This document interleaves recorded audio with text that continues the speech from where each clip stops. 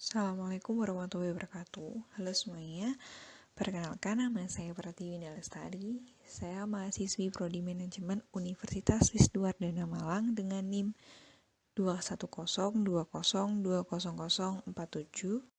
Di sini saya akan mempresentasikan teknologi informasi pada bidang keuangan untuk memenuhi tugas mata kuliah Sistem Informasi Manajemen dengan dosen pengampu Ibu Sri Hastuti, Esos MM.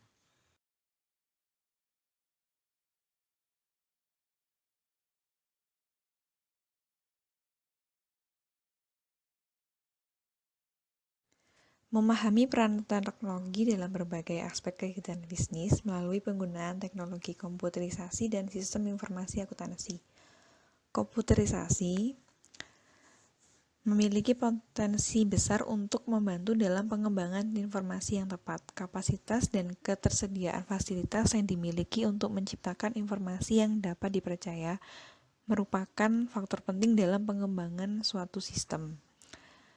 Sedangkan untuk sistem informasi akuntansi merupakan salah satu sistem yang mutlak diperlukan dalam iklim perusahaan saat ini. Jumlah kesalahan yang terjadi selama pemrosesan data keuangan dapat dibatasi dengan menggunakan sistem elektronik. Pemrosesan data elektronik mungkin lebih akurat dan mutakhir daripada pemrosesan data manual.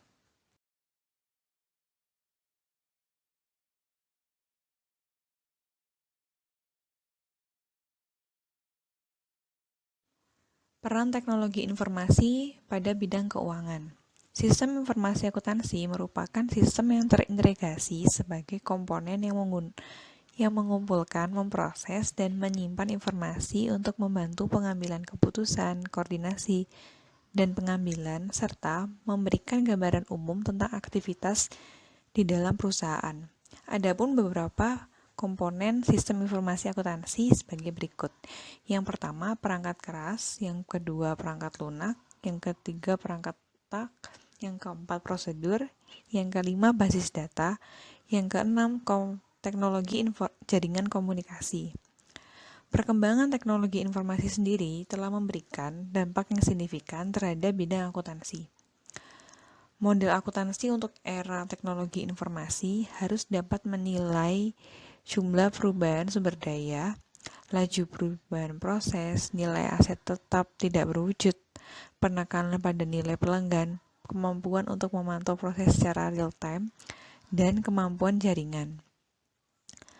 Perubahan proses akuntansi sendiri berdampak pada proses audit, karena auditing merupakan salah satu cabang kegiatan yang bertujuan untuk pemeriksaan laporan keuangan.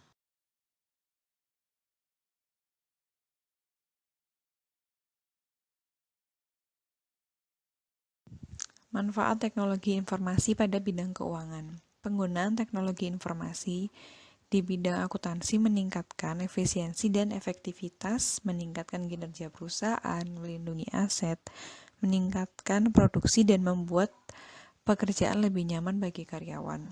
Karena penggunaan teknologi informasi, pencatatan dan pelaporan akan dilakukan secara efektif dan efisien, memungkinkan memungkinkan perusahaan untuk menghasilkan pendapatan dalam jumlah yang signifikan melalui berbagai cara, seperti pengurangan biaya tenaga kerja, pengurangan penggunaan kertas, pengurangan ruang penyimpanan, karena banyak laporan yang dibuat untuk disimpan pada hard disk, dan dapat menyelesaikan laporan keuangan tepat waktu.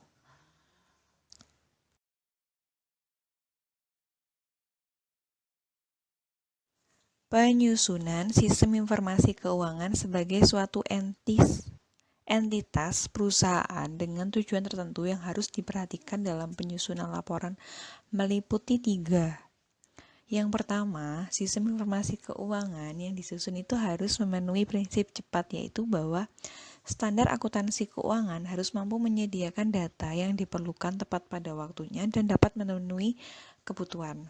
Yang kedua, sistem informasi keuangan yang disusun itu harus mempunyai prinsip aman, yang berarti bahwa sistem informasi keuangan yang harus membantu menjaga harta milik perusahaan.